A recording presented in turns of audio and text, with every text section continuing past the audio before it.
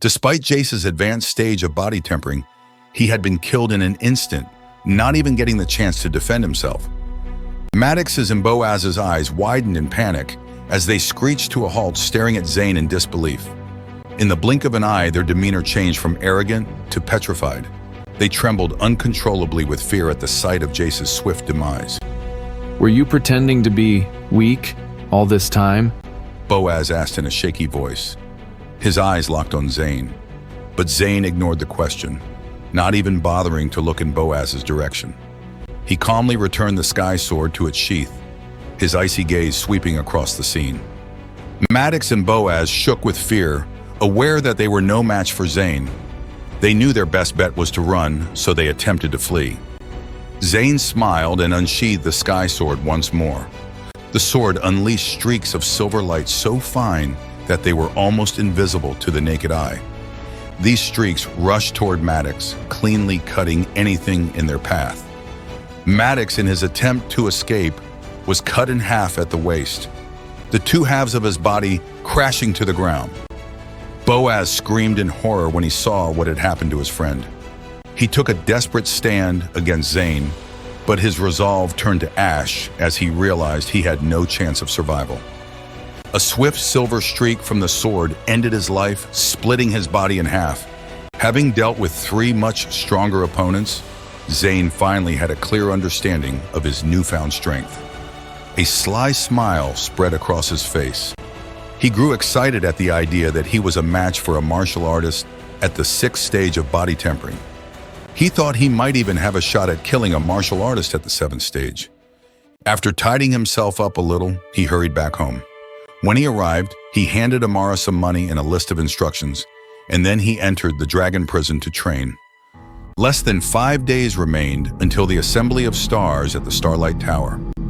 Zane knew he could win with his current strength, but to avoid alerting his enemy and showing his hand, he had to improve his cultivation.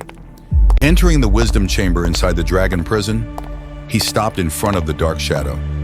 As Zane thought about what he needed, the dark shadow began to impart the 3rd level of the heavenly sword technique, which was called the separation of vital energy. During the decryption process, Zane sat cross-legged on the ground.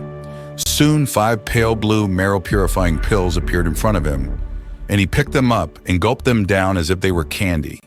If Bram had seen my cultivation practice, he would have been livid.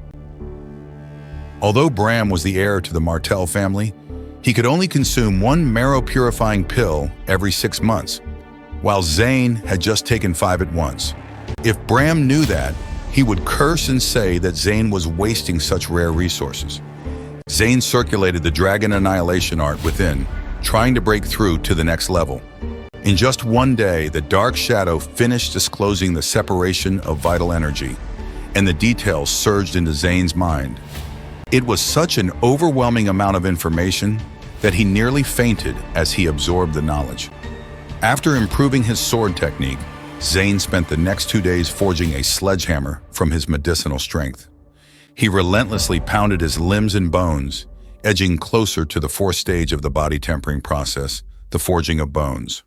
Forging objects from his vital energy and incessantly pounding his bones could strengthen and toughen his body.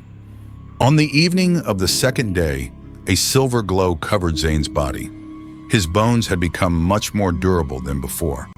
His whole body looked as though it had a thin layer of silver mist covering it. Suddenly, a wave of energy spread out in all directions from Zane. He had finally broken through to the 4th stage of body tempering, but there was still a great deal of power left in the marrow-purifying pill. Determined to continue training, Zane directed his vital energy towards his chest and bones, the silver light enveloping his entire body. Upon awakening from his trance, Zane found himself in the 5th stage of body tempering, his eyes radiating a chilling light. Leaving the dragon prison, he rushed to the assembly of stars, which had already started. A cold wind blew through Kintyre County, but the chilly temperature had not dampened the celebrations.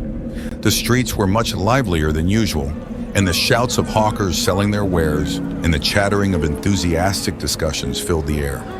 The crowds swelled as people from other regions traveled to join the celebration via the bustling Star River. Some of the visitors carried double sabers on their backs as they scurried about, and a few had brought coffins, an omen of ill fortune. The reflection of the stars appeared on the surface of the Star River, forming a rare and beautiful scene. Many high-end restaurants lined the riverbank, but the most famous one was the Starlight Tower. Rumor had it that someone powerful from the Yarrow Kingdom's capital, Terran City, had used the star harvesting ability to learn extraordinary martial arts. From then on, he had been a member of the extremely influential Five Spirits sect, and he had gone on to establish Starlight Tower. It was the tallest building in the city. Its size was deceiving, and some thought the top of the building reached the stars. Zane arrived at the tower's entrance and breathed in the exhilarating atmosphere. He could hear the deafening sounds of screaming, mixed with cheering coming from inside. He noticed the steward Caleb standing to the side of the entrance. When two robust men arrived, Caleb waved them in, careful not to neglect them. When Caleb looked up to find Zane standing before him, he frowned. Then, turning to the two bodyguards standing next to him, he whispered, "Let them know he's here." The bodyguards ducked inside and Zane went to follow them, but Caleb smiled at him and held out his hand. "Sir, may I see your invitation?" Zane blew out a frustrated breath. Caleb, do you really not remember me? Or are you simply acting as Bram's lapdog? Caleb's smile stiffened. "I thought I was mistaken, but it is you. I apologize for not welcoming you properly, but if you don't have an invitation, I must ask you to leave." Why does he want me to leave? Zane thought in confusion. Then he shook his head, remembering the promise he had made to himself about entering Starlight Tower, no matter who stood in his way. Can't wait for more? Catch the next episode tomorrow. And if you are ready to binge the whole series, download our app now. Tap the link in our bio to start your journey.